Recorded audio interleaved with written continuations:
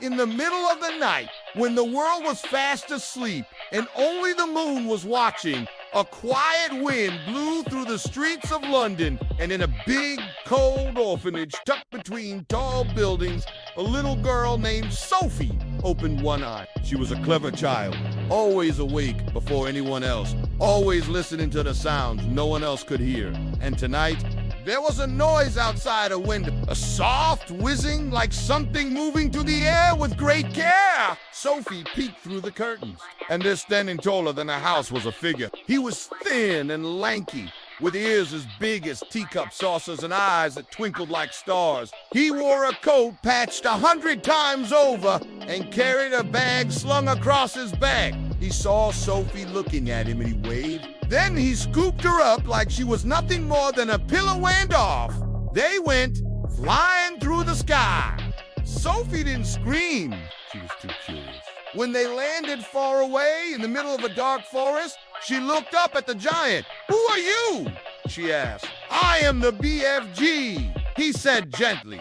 The big, friendly giant. Sophie blinked. "You don't eat children?" "Oh, heavens no," said the BFG. "I gobbles up snozzagombers and drinks frogskottel." Sophie frowned. "What's that?" "Green drink," said the BFG. "It fizzes inside your tummy and makes you burp delicious bubbles." Sophie wasn't sure if she believed him, but as the days passed, she learned the truth. The BFG wasn't like the other giant. There were 9 of them, big, stinky, terrible giants who stomped on houses, swallowed cows, and ate children for breakfast. Names like Bloodbot. "Day is horrid," whispered the BFG. "Day makes me feel ashamed." Sophie looked at him carefully. "You're different," she said. "That's what matters." And then an idea lit up in her clever brain. "We have to stop them," she said. The BFG blinked. "But we is only 2. "Sometimes," said Sophie, 2 can be enough." So they came up with a plan. A royal plan. With spies, dreams, and a very large amount of stinky One night, the BFG flew Sophie to the tallest tower in England too.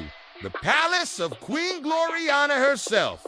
Guards shouted. Dogs barked. But Sophie stepped forward, wearing her nightgown and holding a candle.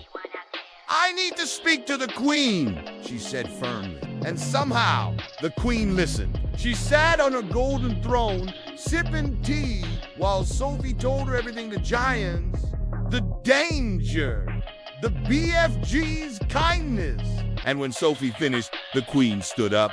"Oh," she said, "we shall have to capture those nasty creatures, won't we? With the help of the Royal Air Force, a team of soldiers, and a very brave little girl." The BFG led them to the giant's secret hiding place. They waited until the giant was snoring louder than thunder. Then, with a flash, a bang, and a splash of dream potion, they trapped each one in a deep, magical sleep. Even Blood Bottler, even Child, even because they were taken far away to a land where all they could eat was snosker bars for the rest of their lives.